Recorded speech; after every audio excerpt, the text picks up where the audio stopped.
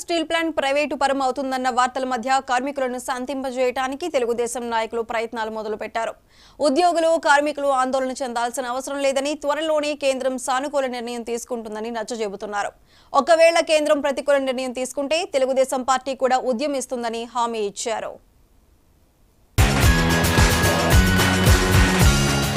Visakha steel plant ప్రైవేటీకరణ ఆలోచనను వ్యతిరేకిస్తూ సంస్థ ఉద్యోగులు, కార్మికులు, వివిధ ప్రజా సంఘాలు ఆందోళన చేస్తున్నాయి. దీంతో తెలుగుదేశం పార్టీ రాష్ట్ర అధ్యక్షుడు పల్లా శ్రీనివాస్, స్థానిక ఎంపీ భరత్ కూర్మన్నపాలెంలో స్టీల్ ఉద్యోగుల నిరసన శిబిరాన్ని సందర్శించి వారికి నచ్చజెప్పే ప్రయత్నం చేశారు. స్టీల్ ప్లాంట్ సమస్యలపై ఢిల్లీలో కేంద్ర మంత్రులతో చర్చించామని, కేంద్ర ఉక్కు మంత్రి కూడా స్టీల్ ప్లాంట్ విషయంలో సానుకూలంగా ఉన్నారని ఎంపీ భరత్ ఈ సందర్భంగా మీడియాకు చెప్పారు. వాళ్ళు ఏంటంటే 2 ఫర్నెస్ల నుంచి ఇప్పుడు ఒక ఫర్నెస్కి వచ్చినప్పుడు ఏ డైరెక్షన్లో వెళ్తుందని ఆందోళన ఫీల్ అవడంలో తప్పులేదు. కానీ కేంద్రంలో మంత్రులు మాకు ఇచ్చే అష్యూరెన్స్ బట్టి మాకేంటంటే తప్పకుండా నమ్మకం వస్తుంది. ఎందుకంటే స్టీల్ ప్లాంట్ తాలూకా మినిస్టర్, స్టీల్ మినిస్టర్ గారు ఇది ఛాలెంజ్గా తీసుకుని రివైవ్ చేయాలనే తపనలో డే 1 నుంచి ఉన్నారు. అదే కమిట్మెంట్తో వచ్చారు. మొన్న మాట్లాడినప్పుడు కూడా అదే చెప్పారు. కాబట్టి నేను ఏదో సపోర్ట్ ఇస్తాను అని అంటున్నారు, మళ్ళీ అంటున్నారు.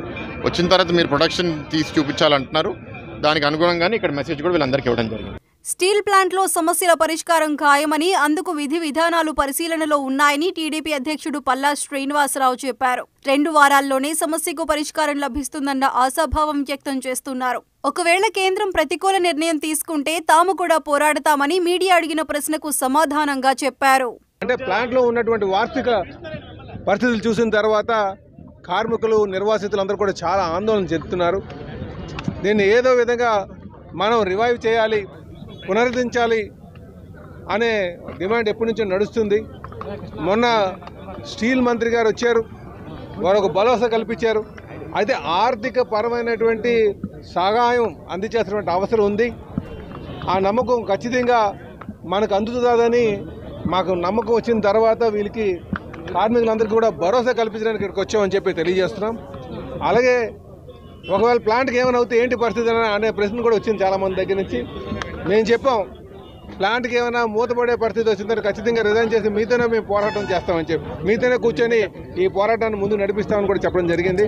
విశాఖ స్టీల్ అభివృద్ధికి ఉద్యోగులు, కార్మికులు కష్టపడాలని, మెరుగైన ఉత్పత్తి సాధించాలని తెలుగుదేశం నాయకులు విజ్ఞప్తి చేశారు.